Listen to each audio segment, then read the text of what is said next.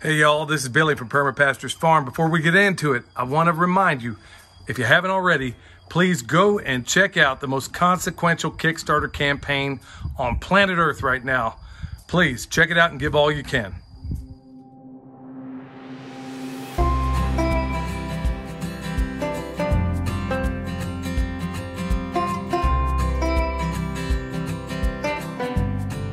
All right, y'all, so there's a lot to unpack in this video, a lot of really awesome stuff. Okay, the fence was literally right here. And if you come over here and check this out, if I'd have let them go, my house would be down in this ravine. That's how effective they were at doing this. But folks, the big thing I want to point out today is the edge effect in permaculture, okay? And why you should be using it as well. I'm just giving you kind of an overview of where we are, then we're gonna get a little more into it. Okay, they were up here. They cleared this out so much that we had to back the fence back off to right here, okay? Here today, we're gonna back it off even more because of what we're discovering and the things, honestly, we already knew. There was really no reason for fear in any of this. Okay, so now that they're up here, they're ready for their breakfast, we're gonna go down the way, we're gonna feed them because we are going to be moving this fence yet again to provide an advantage in what's called the edge effect.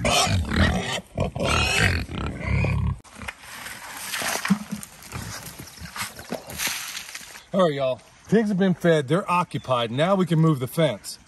Is it turned off, honey? Yeah. Okay, so I'm gonna make sure it's off before we get into it because there's every bit of 8,000 volts on this. Okay, y'all, edge effect and why you should use it and why I'm so doggone excited right now. If you can look over here, going right back to what I said a moment ago, the pigs had their fence plumb up to here. They've been tearing all this out. And folks, here's what I want you to take away from this video, no matter the animal. If you go watch, like for example, a deer hunter, if you watch the pattern of deer, they don't just walk in open spaces. They work the edges between forest and open field until, you know, it becomes safe. Kind of like a soldier. Soldier does the same thing. We pick the proper avenues of approach. Never walk into an open place until you know you have some kind of protection. These guys, no matter the animal, they work on the edges first. Watch your sheep, watch your cows, put them in a new paddock, watch what they do. They will always work the very edges and then they'll work their way into the inside. You see it in nature. In permaculture, we call it the edge effect. Why is it important?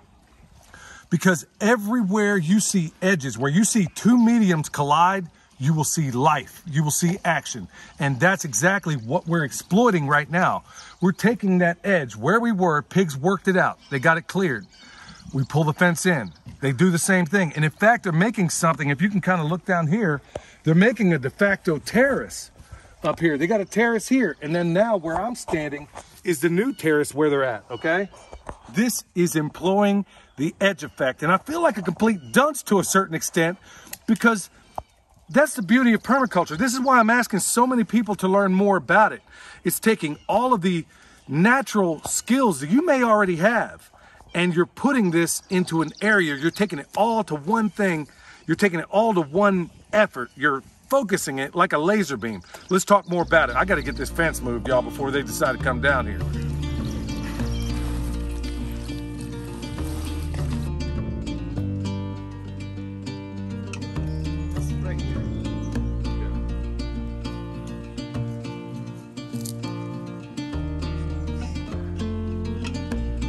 We brought in the other side. Now, you can see, just like I said before, you can see where the thicket is and you can see to the fence.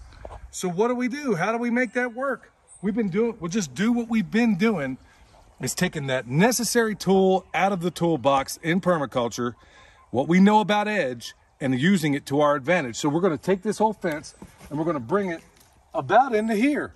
So now they're gonna have to trudge new ground. So that's what we're doing, y'all. That's what we found out.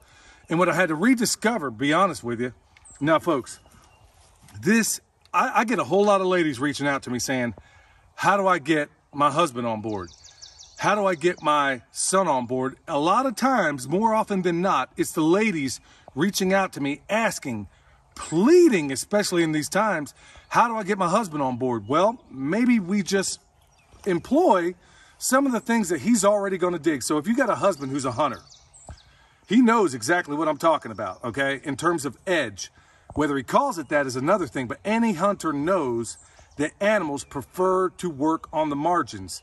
It applies itself in everything. A fisherman, same exact thing. Where two mediums can meet, by and large.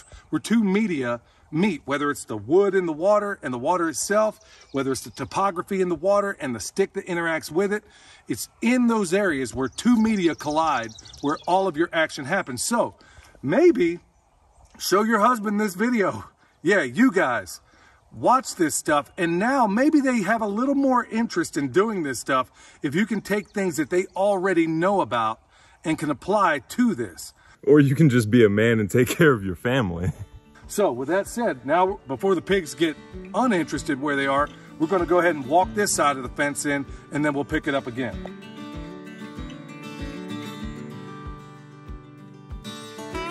All right, little side note, y'all. Here's why you want to check. If you use one of these fences, you should do it by, look, you should do it every day, no matter what. You should walk your perimeter and make sure everything, but I've neglected this because we have so much.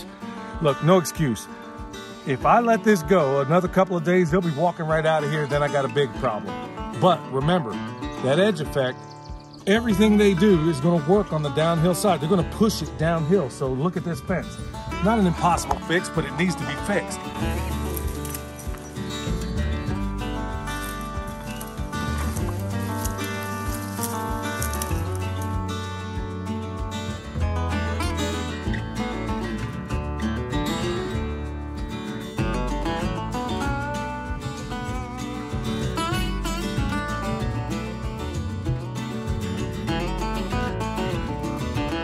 All right, y'all, I'm as happy as can be. I mean that. I truly, truly mean it. For really a number of reasons, because like I said, if you ever watched that first video, and you can probably go back and watch it, I expressed a certain degree of idiotic fear and trepidation over something that really I already knew how to fix. That the good Lord has provided me with this brain, and maybe I need to start using it more than I currently do. Maybe we all do. What is mind-boggling and astonishing, ain't that right, Milk Boy? Look who shows up. Yeah, he's got to be everywhere. What I find most awesome about this whole thing is the pigs are happy. They have a perfectly happy home. They have everything they need. They're building us a terrace. We're using the edge effect. And folks, let me go back to it. I get so many questions from so many people asking, how do I solve this problem? Or how do I solve that problem? Today, I'm trying to demonstrate in the most massive way that because we live by and large in a Western culture in what's called a reductionistic worldview, in a nutshell, meaning I got this problem, there's this solution. We never think of it in terms of like you would in Asia, where I have this problem, is there a holistic solution? That is what permaculture is. I can't, instead of just pinpointing one problem and saying, this is your solution, we try to look for holistic solutions that solve anything. And really, permaculture is nothing more, going back to your husband that you may need to get on board. Permaculture is nothing more than a toolbox. It's also a means, like William also says, you know, that it gives you the ability to ask the right questions of how to solve problems, okay? That's all it is. So tell your husband, if you're trying to get him on board, hey, bruh, this is already stuff you like. You got a toolbox. You love your tools, don't you? Because I'm a man and I know I do. You love your tools. You love hunting. You love all these things. Well, guess what? There's a sublime design science out there that takes all these things, puts them together in a way that has never, ever, ever been done before.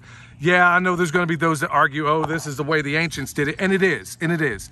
What we have in permaculture is a giant toolbox of, okay, do I need high intensity grazing over here? Do I need to do low intensity grazing? Do I need another grazing method for this? Do I need to employ the edge effect in reverse to get what I want done, which is happening right now in an unbelievable way?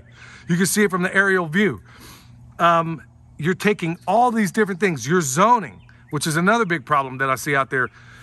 Too many people are putting your things in the wrong zones. You're putting them in the wrong places. There's no relation because of our reductionistic worldview. We're not thinking, how should my chickens interact with my garden? Should they be close together? Or should I put my chickens, you've heard me talk about it before, in zone 5? which is basically in the wilderness? Should I put my chickens in zone 5 and put my garden over here? Or are there other foolish things where I've actually heard this before. I'm putting my garden and my orchards over here because I'm worried about snakes. Trust me, snakes got the memo. They'll come to you. That's another thing altogether. So you're going to have to get second opinions. You're going to have to use everything available in your toolbox. You're going to need every bit of this, especially in the coming times, to make it through with a whole lot of, with the highest degree of success, okay?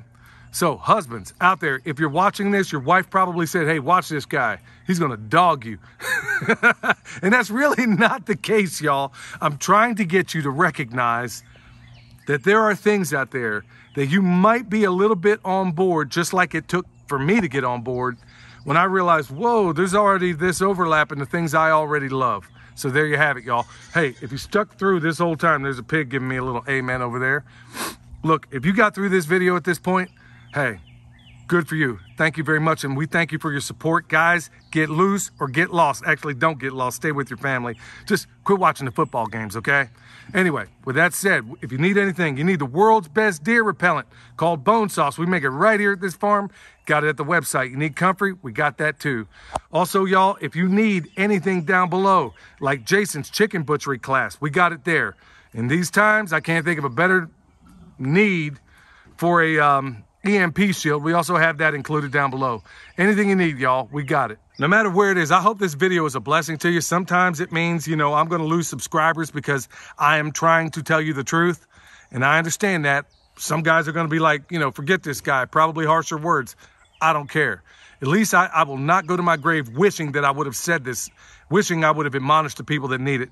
Because frankly, I get it from time to time too. I need admonishing as well. I need correction. All right, y'all. Hopefully this has been a blessing to you. Till next time, this is Billy from Perma Pastures Farm, where permaculture is my passion. And right here's the reasons why, y'all. We'll see you next time.